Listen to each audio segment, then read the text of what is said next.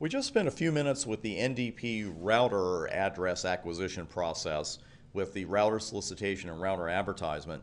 And I'm sure you'll agree with me, straightforward process, very straightforward. You'll see the same here with the NS and the NA, but there's an address in here I need to introduce you to, and there's a little bit of calculation involved. And it's also going to explain something else we've been seeing on the router with IPv6 that we haven't talked yet about.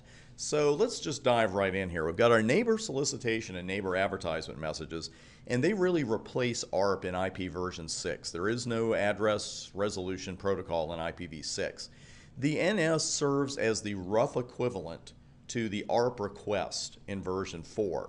And the main difference is that the ARP request asks for the MAC address of the device at a particular IP address, say 172.111.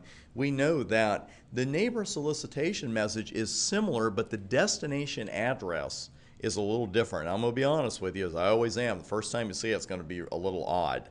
And it's destined for what we call the solicited node multicast address, the SNMA, of the host whose MAC address is being requested. What the heck is a solicited node, you ask? Well, don't feel badly if that was your question, or even if you had a little mild profanity in there, because that was pretty much my reaction the first time I saw it. Now, the one thing I want to mention up front before we get into the calculation is that the SNMA is used for other purposes besides NDP.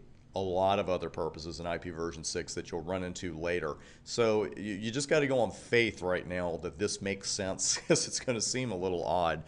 A multicast destined for the solicited node multicast address, it's actually kind of a built-in range, because it's going to go to some hosts on the local link, but not all of them, just the ones that have the same last 6 hex values as the IPv6 address of the host whose MAC address is being requested.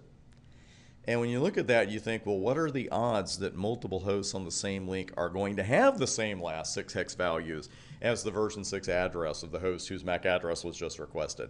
Well, the more hosts you have, the bigger the chance. I admit to you, with just a couple of hosts, the chances are pretty low. But we also want to know how to calculate the SNMA, where it came from, and also where to find them on the router. Because we've not just seen one SNMA to this point, we've actually seen 2 of them. And if we go back to show IP interface, I bet you can guess which 2 addresses here are actually SNMAs. And that's these 2 addresses, these 2 joined group addresses that we have yet to discuss. And we didn't join any of these groups, of course, manually, but we know now that FF02:1, that's all IPv6 hosts, FF02:2, all IPv6 routers, and then these 2 longer addresses down here are the SNMAs. Also, the end of one of those might look a little familiar if you look elsewhere. We've got a 990 up here at the end of our link local address. I don't know if that's a coincidence or not. We're going to find out here very, very shortly as we talk about how to calculate the SNMA.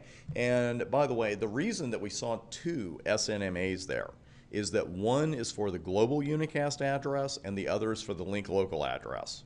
Now, how did the router come up with these SNMAs to begin with? Well, here's the deal. The SNMA always begins with FF02:1 FF. Now, I put the uncompressed format up there for you, but you don't even need to do that. If you just take the last 6 values of either the global unicast address or the link local address and tack them on to the end of FF02:1 FF, you're done. That's it. That's all there is to the SNMA. The only thing you got to watch here, Bulldogs, is this. You can't just take the last 6 hex characters of the compressed version of the global unicast address or the link local address. You have to uncompress them and get the last 6 characters. So let's do a little practice here.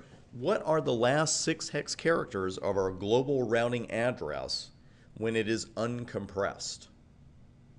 Pause the video, get a little practice in. Maybe you can eyeball this one and tell. Just be careful. And let's take a look at that.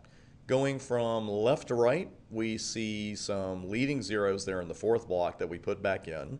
And then we had our double colon there for our 0 compression. And since we had 5 blocks here, we need to go up to 8, so we put 3 blocks of zeros in. And then for that final block, we put the leading zeros back in 000, and this is the uncompressed address. These are the 6 characters you need to add to the end of the SNMA prefix. And then frankly, you're done. So if you just put 00:0001 on the end of that prefix, you get FF02:1, FF00:1. And that's leading zero compression, of course, applied to the last block.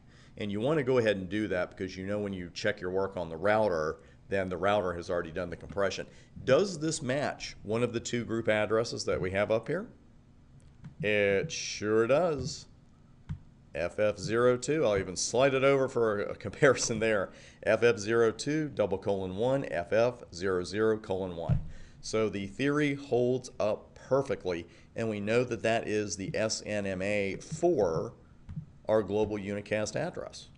So this one, and you would suspect just by looking at it, it ends with 990. This must be the one for the link local address. But how did we get there? How did the router calculate that? Let's go ahead and walk through this one. What are the last 6 hex characters of our link local address? And you can pretty much do that one just by looking at it. I don't think you'd have to write that one out, but doing the uncompression practice is a good deal. So let's have a look at it uncompressed. At the beginning of the address, which we're not terribly worried about right now, but if we're uncompressing it, let's uncompress it. We know we see 5 blocks overall in the compressed address, so we know that zero compression is representing 3 blocks of zeros, so we put those in. The block with 21B, we put 1 leading 0 back in. The 6th block is fine. The 7th block is fine. And in the 8th block, we needed to put 1 leading 0 back in, and that's a pretty important leading 0. So the last 6 hex characters here are C20990. So you tack that on to the end of the SNMA group, and that's what you get. FF02:1, FFC2:990 with leading 0 compression, of course, applied to the final block. Does that match the last remaining group on the router? Man, I hope so. Let's take a look. And it does. Already highlighted. So we've got that one right there, FF02:1, FFC2:990. The theory is right on, and we'll take that. So there's something we need to finish, though. We never really did finish the neighbor solicitation, neighbor advertisement swap here. So the neighbor advertisement, that is going to be sent in reply to the NS, and it's going to be a unicast. It's sent directly to the host that originated the neighbor solicitation. So what happens here is that one host will answer the other host's neighbor solicitation with a neighbor advertisement. And remember, of course, with ARP, the ARP cache, well, we have the same situation here. We have the neighbor discovery protocol neighbor table, and host A is going to pop that address in there to its neighbor table, the NDP neighbor table, and frankly, we're done.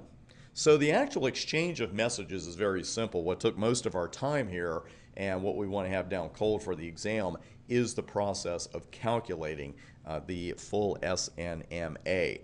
So that is it for our discovery. Now in the next video, we're going to take a look at DHCP, because DHCP is so important to version 6. We actually have 2 kinds, and we know if there's 2 kinds of anything, we got to have the differences down pat for the exam, and we certainly will. And that is all coming up next.